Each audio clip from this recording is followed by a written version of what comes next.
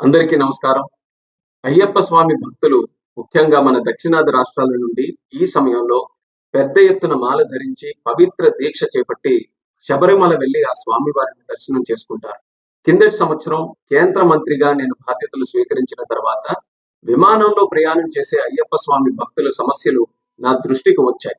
వెంటనే భక్తుల సౌకర్యార్థం మా సెక్యూరిటీ రూల్స్ లో మార్పులు చేసి విరుముడి నేరుగా తమతో పాటు తీసుకుని వెళ్లే విధానం, ఆ మార్పులు మేము తీసుకొని వచ్చాం. ఈ సంవత్సరం కూడా అదే విధంగా అయ్యప్ప స్వామి భక్తులు ప్రయాణం చేసేటప్పుడు వాళ్ళ తాలూకా విరుముడి నేరుగా వాళ్ళతో పాటే ఫ్లైట్ లో తీసుకొని వెళ్లేటటువంటి సౌకర్యం మేము కల్పిస్తున్నాం.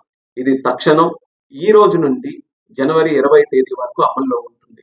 అంటే మండలం నుంచి మకర విలక్కు కాలం వరకు కూడా ఈ సౌకర్యం అయ్యప్ప స్వామి భక్తుల్ని దృష్టిలో పెట్టుకొని కల్పించడం జరుగుతుంది. ఈ కూటమి ప్రభుత్వం దేశ ఆచార సాంప్రదాయాలకు, భక్తుల మనోభావాలకు అత్యంత ప్రాధాన్యతనిస్తుంది. అందుకే ఎవరికి ఇబ్బంది కలగకుండా ఉండాలనే ఆలోచనతో భద్రతా నియమాలు పాటిస్తూ మా మినిస్ట్రీ ఆఫ్ సివిల్ ఏవియేషన్ ద్వారా ఈ నిర్ణయం మేము తీసుకున్నాం. దీన్ని భక్తులందరూ కూడా సద్వినియోగం చేసుకుంటారని, మీ అయ్యప్ప స్వామి దీక్ష విజయవంతంగా జరగాలని, స్వామి తాలూకు ఆశీస్సులు పొంది అందరికీ కూడా మంచి జరగాలని ఈ సందర్భంగా కోరుకుంటున్నాను. నమస్కారం. ఓం స్వామియే శరణమయ్యప్ప.